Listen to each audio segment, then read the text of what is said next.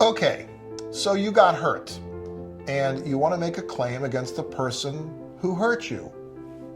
Pick a rear-end collision or car accident, or they ran the red light and hit the driver's side of your door and you're like all dizzy and you went to the hospital and the doctor and therapy and, well, what do? You want to make a claim, and that's appropriate. That's what the law says. You're entitled to compensation. But there's a time limit, my friend.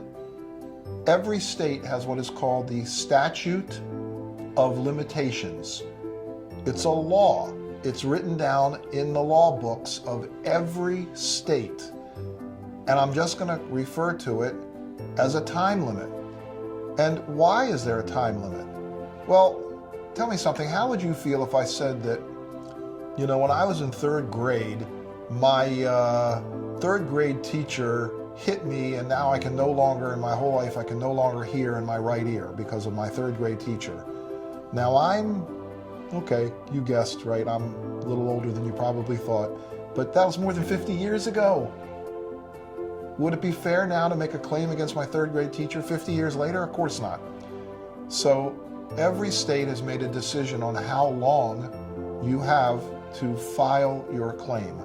And if you don't do it within that time limit, you're out of here, baby. No money, no ticky, no laundry. You just are gone. So Virginia, locally here, is 2 years. Maryland and Washington, D.C., it's 3 years. But don't wait until the last minute. I personally won't take a client if it's within 6 months of that time limit deadline, because there's just too many things to do. Go to an attorney. Doesn't cost anything. Attorneys will be happy to talk to you and explain your rights and explain the time limit. And then the attorney can get started working on your case so that when you've finished with your medical treatment and you're all happy and lucky and bouncy, you can play the piano again. Wait a minute, Paul, I never used to play the piano. Well, you can now. Play volleyball again, do all the things you want to do, right? You're better. Now it's appropriate to try and resolve your case and get you fair and reasonable and complete compensation. Don't wait.